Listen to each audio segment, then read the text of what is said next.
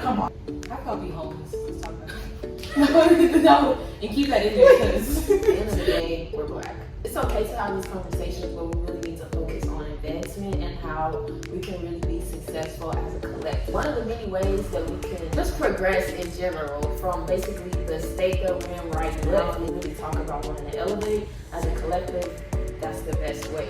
We literally circulate our own wind to where it comes back to us. All right, guys, welcome back to my YouTube channel. Okay, so this is the very first Talk with Coco J.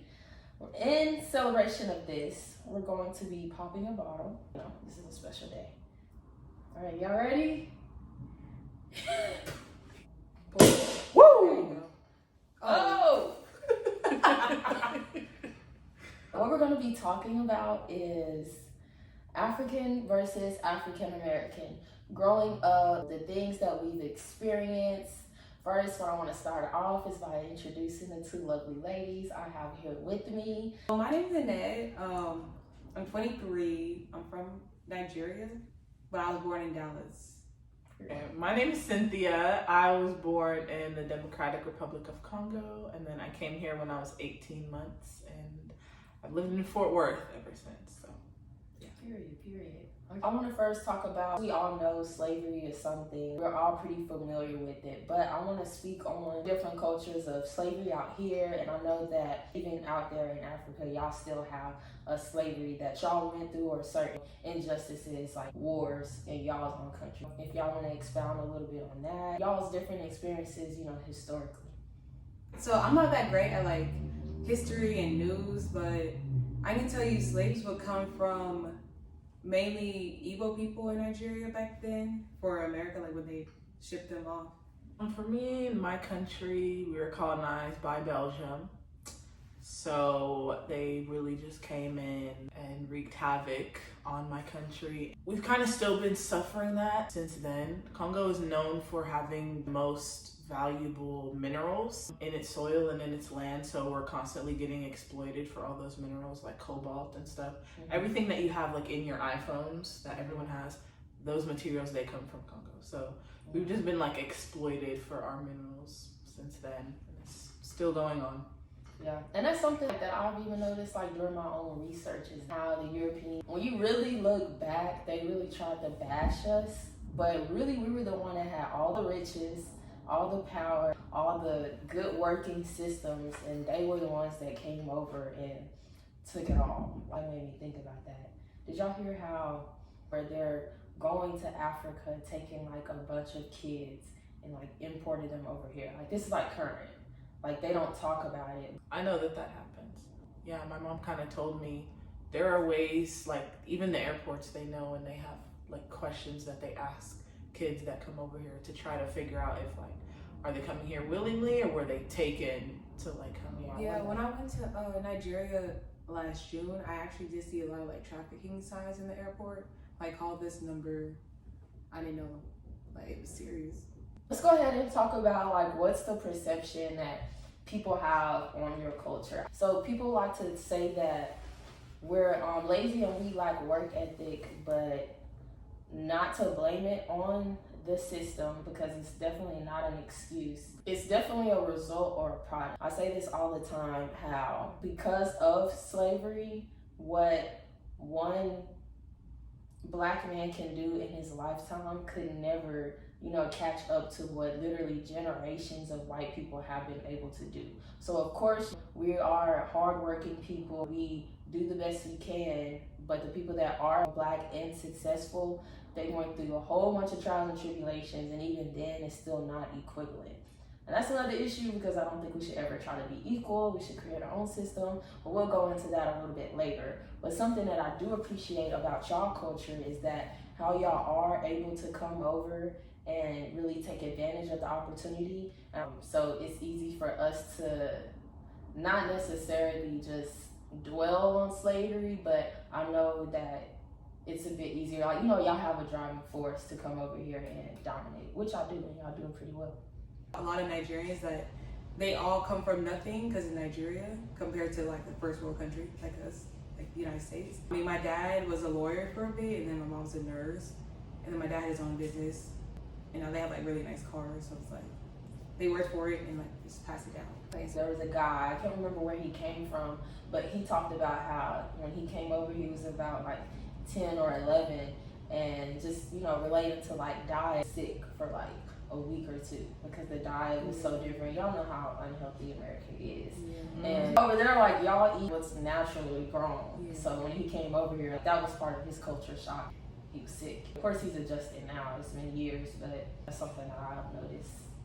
And that's true. I went back to Congo this summer, and you know, I was eating the food there, which I was kind of scared at first because I thought I was gonna get sick. Wow. But the complete opposite happened. Like, my skin had looked the best that it had ever looked, ever.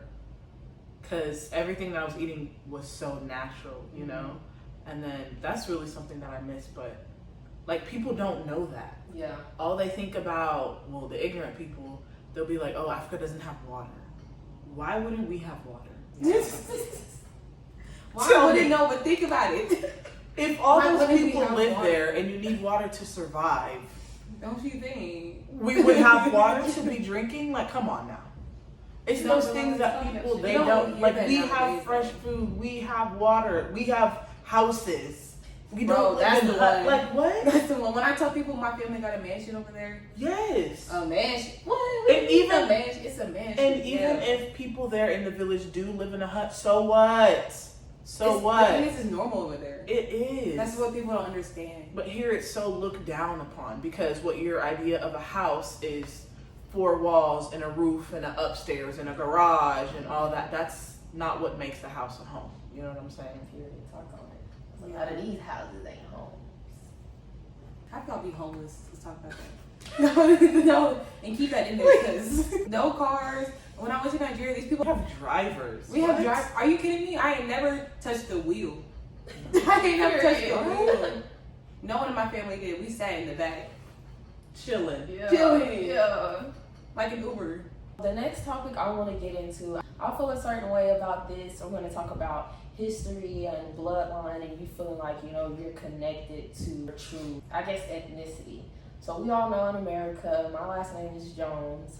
That's something that once I really started diving into, you know, my history and where I'm from, I really realized like a lot of the things and traditions that we've adopted is solely from the white man because at one point in time, we saw that as like the Holy Trinity, like everything that the white man had. So whenever it comes to like names, you know, how we conducted ourselves, we tried to adopt their culture. So me, although I'm Black and I'm in America, I know we have a culture. It's just been rewritten and destroyed. I also feel like we've lost like our true culture, you know, which is African.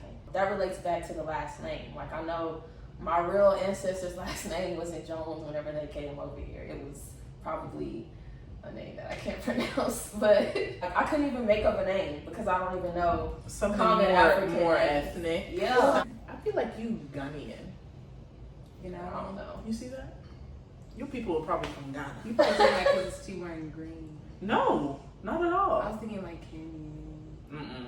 Really? You No. know, a lot of our history was lost, stolen, and rewritten. Even whenever we talk about Black people and the accomplishments that they did have, such as making an invention or coming up with these great ideas. So imagine them coming to the white man or their slave owner or coming to somebody else, and they would easily steal them. And it's not like they had social media where they can go on and easily say, hey, this nigga stole my idea. But yeah, so do y'all feel like y'all have culture and tradition? Talk about y'all's culture and some traditions y'all have. Especially the one, you know, where y'all like, you know, the money, you know, That's my favorite. Yeah. Turn Like, me see, up. like, I'm jealous. Like, and I feel like that's like me. Like, we're really connected. But I feel like in America, like, there is a separatism. I feel like my country we have a lot of culture that is different from in the whole country. You can have a different culture here than over there, you know, because there's so many tribes and stuff. I would say my favorite tradition or like cultural thing that we have is that we have multiple weddings. So like in a marriage, like when you get married, it's like it's a whole thing and there's so many steps that you have to go through. And I kind of like that traditional like process of it. There's like a ceremony where the man like comes and brings his family with the woman and basically like asks for her hand in marriage, you know. That's a thing that like all the people do. But then like they come together and he basically presents like a bride price, which that sounds bad, like, oh, he's buying his bride. No, he's presenting like pretty much gifts to her family. Back home it could be like a cow and some goats, and you bring like drinks and food, and then you all celebrate. Here it can be like money and stuff, but basically that's like the first part. And then you have the traditional wedding where everyone wears their traditional wear, and then you have the white wedding. That's just one of my favorite things. I think it's so beautiful how they take marriage and make it into a big celebration like that. So that's one of my favorite things, and I hope that I can, you know, participate in that in the future. Yeah. Right? Yeah. Wink, wink. Yeah, we do the same thing. When I was younger, I didn't think like anything much of traditions, to be honest. I never really knew the difference between what I do and what other people do till like I got to high school, to be honest. And then college even more. But my favorite tradition also is the wedding. But I never been to like different types of weddings. I only been to Nigerian weddings, and I only been to like when they actually like get married and then like after parties. So yeah, we also have traditional where we have like spraying money, where you like throw money. I don't know if I want to get married. I don't know if I want to get married, but if I do, I'm definitely doing it like that. Marriage is like a big thing in Nigeria. I can't really tell you why, but they take it seriously. So I think there's a lot of things that we can take from our culture and continue it and pass it on. But then there's a lot of other things that we need to break and we need to stop. Especially like our generation, you know? Because I feel like here living in America, we're living two different lives. At least I do. Because I feel like I'm so much different at home and with my family. And then when I get out with my friends, I'm this person. And I'm like, okay, well, here I have to be more American. Here I have to be more Congolese. And I see the cons, the pros and cons of both.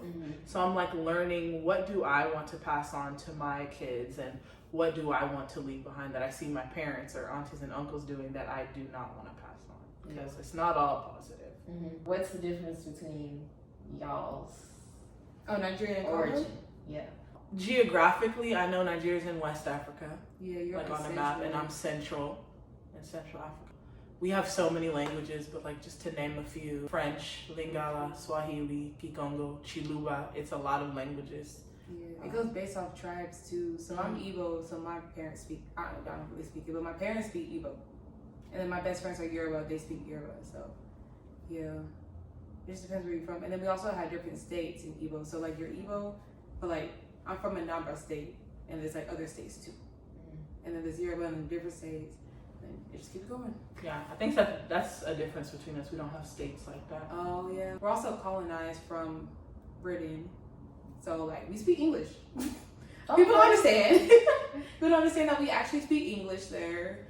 So when I went there, it wasn't hard for me to understand. But we have this language called Pidgin, which is like a broken English. It's not like slang. It is slang. Yeah. Oh, okay. Yeah, it's slang. But I've heard that Africans view African Americans as lazy. Is it true? Is it true? But that's still what. And no. I don't want to say that all Africans think that all African Americans are lazy. I do want to say that it's partly because of what they see in the media. They also they as in we Africans, create a perception of how Americans are and how they live. And it's just, they don't always see the positive as well. Just like how people here in America don't see the positive back home in Africa. Yes, that can be one of the perceptions that they have. I don't share that same belief, but I see it being true in the older generations. Like our parents and our grandparents. That's what they think in their head. Black Americans didn't really like Africans. It's because of the stereotypes and like, they saw us as dirty or whatever, or African booty scratcher, or whatever. Yes, those days. Growing up in high school, I guess we can kind of go into that. I kind of did want to talk a little bit about music real quick before we segue into that, because I know for us being Black in America, music is something that I feel like we naturally, even during slave times, like we would sing songs and, you know, like that was a way, like we're very connected to music. And I feel like as time has progressed and we go into hip hop, I know that people used hip hop as like, you know, they would rap like as an escape. You know, they would rap about things that they actually went through. And then you have people, then as time kind of went on, I guess into like the 90s, maybe early 2000s, people were rapping about what they survived through. And then I feel like now we're just like glorifying the lifestyle of shooting somebody in the head, glorifying, you know, like all the bad things, and it kind of has kind of twisted. And like I said, people really look up to the music that we listen to. Like, I learned about this recently because I love to listen to some Future, you know, I love to listen to like this certain like frequency of music, and I realized that, especially whenever I had my little depressive state, you realize like that the music you listen to, depending on the frequency it's at, it forces you to think like a certain way, different hertz that music levels is at. And I know maybe, you know, in y'all culture, you know, even y'all have like a rap. Now, my parents never liked American music, like American rap. Yeah. Yeah, they didn't like that. What I grew up on is music. That's what I grew up on. So I never knew like the same songs that you would know back in 2012 or like whatever. Yeah. So like when I came to college and they started playing old R&B, I'm like, No, me too. I don't know. And they'd be like, you don't know the song? Yes, and I'm like, no. I don't. I did not listen to that growing My up. parents like don't know that, so they wouldn't play that. Yeah. I don't know that old school stuff. I know the newer stuff, but like not the old school R&B. I don't know. Mhm. Yeah, there's that disconnect there, because I feel like in more stricter African households, there's like an expectation that you can only listen to certain music. I know a lot of Congolese music is revolved around like worship and stuff, right? So that's really what we would listen to in the house, nothing else. Yeah, that made me, well, I brought up music because I know how you talked about how Africans, they can sometimes view us through sometimes, you know, pathways like music, because it definitely influences how you view a culture. So now we can talk about, you know, how everybody loves to listen to y'all's music. Now every day is Burna Boy. Back in 2010, Where was y'all? I was an African booty scratcher. Where was y'all? Now you listen to Ola Whiskey, Ola Burna Boy. Crazy. Okay. Crazy. I think it's Reflecting. It's nice that people are getting more into like the Afro beats, It is, and you know, Black Now Panther y'all came culture. out. Now y'all wear like the cultural stuff, which And that's where y'all gotta stop. I think that's where we gotta draw the Doing too line. much. I don't know what happened. I guess it was like a trend. Like it was cool to be like African or associate yourself with like these African things. And the switch up was kind of weird, but like I'm grown now. I've healed. Like I'm literally okay. Like it's whatever. I know who I am, and you got to know who you are too. Exactly. Like if you're just faking and all that, it's not gonna look authentic. You know. So I say just do what you want, but don't be out here trying to chase cloud or be something that you're not. You know.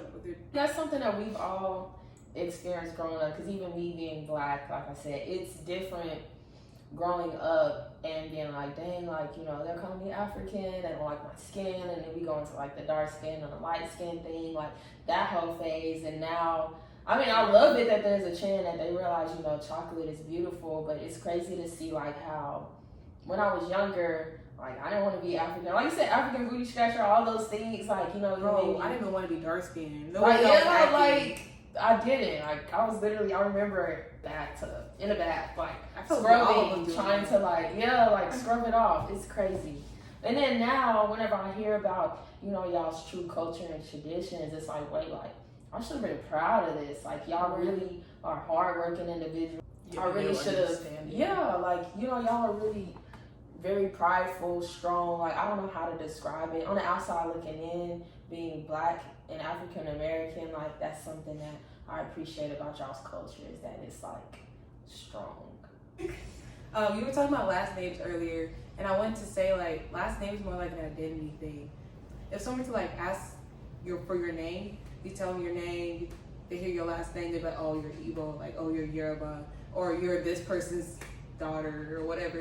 Yeah, I was at the I was getting a shot once. She saw my name and she was like, "Oh, I know you." Yeah. She said, "I know you. You're this person's like daughter or something. Like we have the same last name because she's my aunt. She's my auntie." So she's like, "You know her? Like this, y'all have the same last name. You know her?" I was like, "That's my auntie." Yeah. How do y'all feel about Black people, Black African Americans, Jesus, adopting African cultures? Find your history, honestly. Yeah. I I think don't see a problem. if you go and research and find where like your ancestors, like where you really came from, and you want to be more connected to that and be more in tune to that, and I say by all means do it. You know, like I said earlier, there are people out here who are just trying to be something that they're not and just trying to clout chase, but I think if you're genuinely trying to connect back to your people, then that's something you should definitely look into doing. As y'all know, with every conversation that I have, y'all know I don't want to bring up a topic or a discussion without bringing up the solution, because there's no point in just dwelling in the negative or just having conversations that just go to nothing.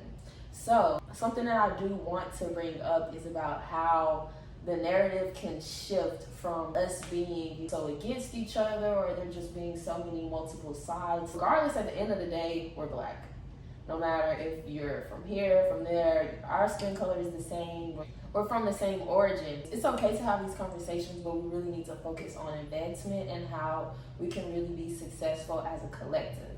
And I feel like one of the many ways that we can kind of eliminate or progress from basically the state that we're in right now is I kind of look back in history, because oftentimes in history you can also find the answers to your solutions. So back during slavery times, when there was segregation, you would have Black only areas, white only areas. And so with that, you would have, you know, a Black owned barbershop down the street. You would have a Black owned grocery store. Like we were literally forced to make our own, build our own businesses. And that was a way that in the end we supported us, because we didn't have the money to afford the white owned things. And I feel like that's kind of where we lost our way, is because we ended up craving the white areas, wanting to go to, instead of going to auntie's, you know, barbecue shop, we wanted to go to IHOP, you know, the white owned places. That's where we kind of lost our way, because the truly way for us to really elevate is if we support our own. Like nowadays, like all of that is lost. If somebody's Black owned and they're out here, you know, struggling, all these small businesses that we're kind of trying to create, and we don't really give attention to it because it's not something we look into. But if we really talk about wanting to elevate as a collective, that's the best way. We literally circulate our own money to where it comes back to us. I should have on a Black owned dress, Black owned glasses, Black owned glassware. Like, and I talk about this a lot. This is why I support buying Black, is because that's such an easy way for us to elevate Black people in general. So I kind of want to segue that into, you know, talking about any solutions or just ways that y'all can think of to elevate the culture, ways that you feel like we can, that's a solution to some of the issues we may have currently today. A lot of our issues that we used to have is kind of resolved. Stereotyping and stuff like that. Like the solution, I feel like it was music. Mm-hmm. And people know more Afrobeats now, so I guess that prevents them from being like stereotypical towards African. I think it starts with us, as in like our generation. I feel like we have a better understanding of each other and we're more accepting of each other, but it's really like our parents that have this bad connotation or whatever. So it starts with us with talking to them and kind of changing their mind and their perception of what they might think and what they see, so that later it can be better for everyone, you know? Yeah, I definitely agree with that. That's something I do appreciate of our generation, as much as they love to talk down on us. It's a lot that we know that they don't. Like I said, they definitely hold tight and true to their custom-made traditions, especially when it comes to health. Y'all know how I am. Yeah, like trying to get my people, even around Thanksgiving, Grandma, you putting a little bit too much sugar in it. It's all right, baby. It's enough sugar. Like, ooh, you really putting all that sugar because you lack love, but I'm not gonna get into that. Oh. Why would you say that? No, but it's really true. Like, sugar is connected to, I'll get into that, y'all. We don't make a video on that. Yeah, But I want to know. yeah, no, sugar is connected to like a lack of love. Because whenever you eat the food, like, you literally get like, I don't know, not necessarily like these endorphins go off, but like there's a feeling that you get from eating food. And even if you eat like a whole bunch of salty food, like that shows like that you're angry. Like, there's so many connections to food. That's why, I'm going to be a really big natural health advocate. But yeah. I feel like everyone can find a new appreciation for any culture. Yeah. Oh yeah, not just Africans. First of all, there's so many countries in Africa. Yeah. There's not just Nigeria or Congo or Kenya. There's so many different cultures that you can learn from. And there's something to appreciate from any one of those different countries. Here in America, even in Dallas, you can have different types of little like cultures and little areas of people. There's something to appreciate from all of them. So just fun fact, I was actually, because I was very interested in like other people's culture. I love culture. So I was in a club called Filipino Student Association just to learn more about their culture. So I mean, if you want to learn more about like Africans in general, I would try like joining a club at your school if you do go to school, like an African club. Like I also joined BSA, Black Student Association, because I didn't know Black history like that. Just reach out. Yeah, I definitely agree with these lovely ladies. It's all about just going out there. And honestly, the more that you're aware, even in the healthcare, I'm pretty sure we can all relate, like just being aware of certain like cultures and, there's certain ways and how to be respectful. Like, America is not the place it was years and years ago. So I feel like you're doing yourself a favor by, being up to date on different cultures, whether it's Chinese, Indian, regardless of what it is. It makes you a better person. It makes you a better communicator, being able to talk and network with certain individuals, because it's not just your race that's living in this world. It's now mixed in, honestly. We got a lot of mixed races. But yeah, so I want to thank you ladies for, coming out to my show, Talk to Coco J. Thanks for having us. Thank you. So yes, I want to thank these lovely... Oh, okay. Sorry. No, I'm waiting on her now. Yeah, me too. Okay. Okay. Thank you, these lovely ladies, for coming out with Talks with Coco J, real conversations with real solutions. Yay, thank you for having us. Yes. Put my @ right here. Yeah, mine too. Follow me. Yeah, I will. All right, guys, so I'll see y'all in the next one. Bye.